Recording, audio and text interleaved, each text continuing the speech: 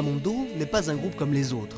Il est composé uniquement de femmes et c'est une rareté en Côte d'Ivoire. Elles sont 10 et se sont lancées dans l'aventure pour faire résonner les voix des femmes de leur pays à travers la musique. Un voyage qui a commencé avec l'histoire d'un homme, le fondateur du groupe. Ma mère me disait toujours, il faudrait vraiment que tu me fasses un disque. Il faut me faire un disque. Moi j'ai dit, maman, on ne vend pas avec toi, hein? On ne vendra pas.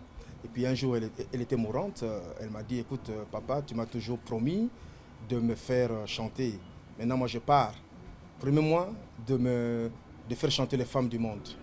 Leurs premiers pas dans la musique en 2007 n'ont pas été faciles. Elles ont dû se confronter à une société dominée par les hommes. Depuis 2 ans, elles rallient les foules et sont invitées dans les galas officiels, comme ici.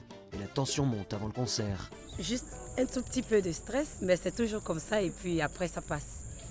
Pourtant, le live, c'est leur spécialité. Je pourrais dire on est né dans le live et on va toujours terminer dans le live parce que c'est là qu'on voit qu'un instrumentiste ou une chanteuse est professionnelle. Sur scène, elles sont à l'aise, c'est un peu comme chez elles. Ce soir, elles jouent comme à leur habitude un mélange de compositions du groupe et de reprises de célèbres chansons de variété ivoirienne. Un public de gala difficile, mais qui ne les effraie pas, bien au contraire.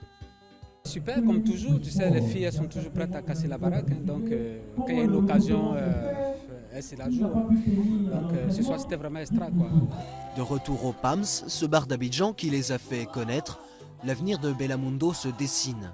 Un premier album est prévu pour l'année prochaine et les filles entameront une tournée internationale dès l'été 2012 au Canada et en Europe.